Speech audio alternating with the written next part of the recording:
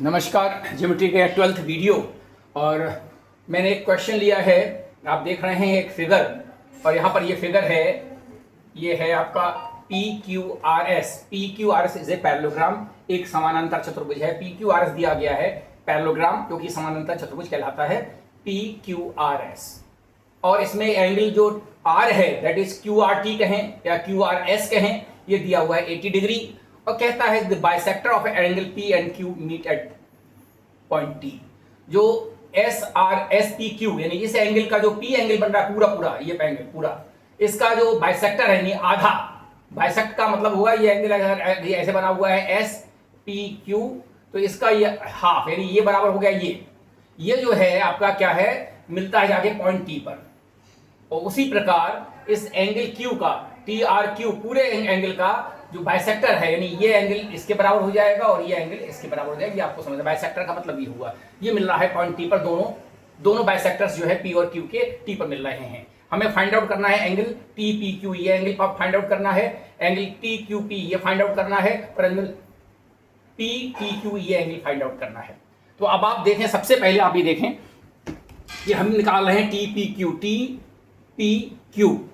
TPQ या जो भी इसमें दिख जाए। तो सबसे पहले आप इस चित्र को ऐसे ध्यान से देखें। अगर यहाँ पर इस चित्र में हम इस लाइन को ऐसे ऐसे बढ़ा दें तो आपको क्या दिख रहा होगा, और इसको ऐसे बढ़ा दें तो क्या दिख रहा होगा, ऐसे ही दिख रहा है आपको। ये लाइन TR दिख रही है, और एक नीचे वाली लाइन ये दिख रही है, और ये एक लाइन ये दिख रही है। यानी यहाँ पर ये दिख रहा है R, और यहाँ पर क्या दिख रहा है Q, और ये क्या दिया हुआ है 80 डिग्री।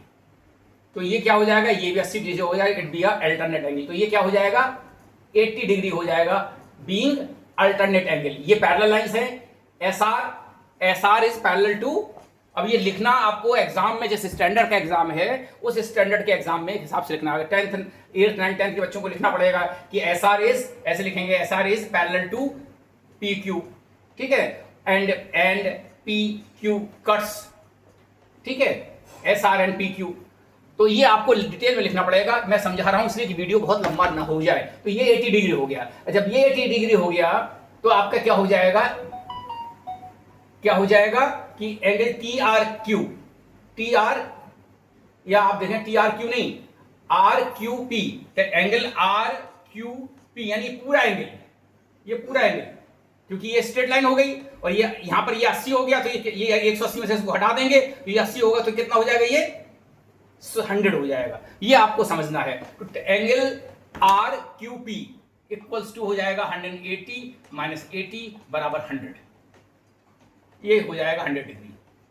अब आपको मालूम है कि एंगल जो ये TRQ है, TQP है, जो एंगल TQP है और एंगल TQR है,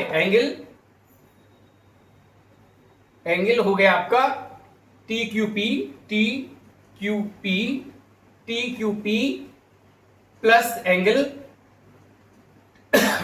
TQR, ये बराबर हो गया 180। और ये दोनों क्या हैं, बराबर हैं, तो इसकी जगह हम लिख सकते हैं एंगल TQP को ऐसे लिख देंगे, और इसको भी लिख देंगे एंगल TQP। ये TQP हमें लिखना चाहिए था TQP और TQR, ये TQR है, तो इस TQR की जगह TQP लिख देंगे, तो ये 180 हो जाएगा। ये डबल हो जाएगा, तो एंगल TQP बराबर हो जाएगा,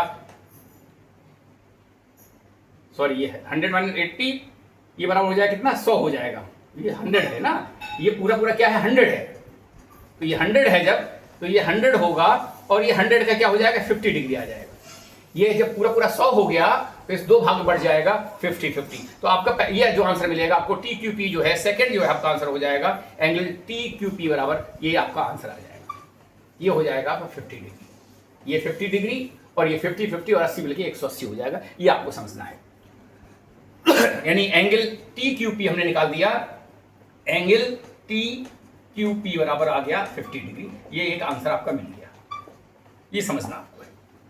अब आप देखें, अब आपको क्या समझना है कि जब ये अब आपको एक समझना ये है कि हमने बताया था जब समानांतर चतुर्भुज होता है तो इसमें जो ये एंगल होता है वही एंगल ये होता है, ये जो एंगल ये होता है वही होता है, इन दोनों का ये 180 होता है, तो ये बराबर ये होता है। तो जब ये 80 है, एंगल R 80 है, तो एंगल P क्या होगा, ये भी 80 होगा, ठीक है ना। सो पैरेललोग्राम में क्या लिखेंगे, आप लिखेंगे कि angle S P Q equals to angle T R Q बराबर 100 सिंपली 80 डिग्री। मैंने बताया कि एक पैरेललोग्राम है, तो पैरेललोग्राम में अपोजिट एंगल्स जो हैं बराबर होते हैं। ये 80 है तो ये पूरा पूरा पी जो 80 होगा, लेकिन ये और ये क्या है, बराबर हैं। तो एस पी क्यू को क्या लिख सकते हैं, हमें लिख सकते हैं angle S P T plus angle T P Q. ये एंगल लिख सकते हैं एस पी टी और ये लिख सकते हैं, और ये बराबर लिख सकते हैं क्या, 80 डिग्री।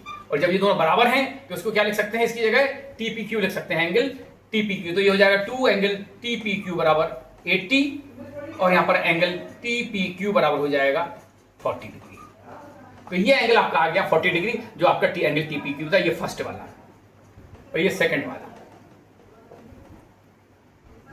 अब आप देखें कि हमें निकालना क्या है, एंगल थर्ड निकालना हमको है एंगल पी टी क्यू। तो आप जान रहे हैं कि ट्रायंगल पी टी क्यू में आप क्या है, sum of all the triangle size 180।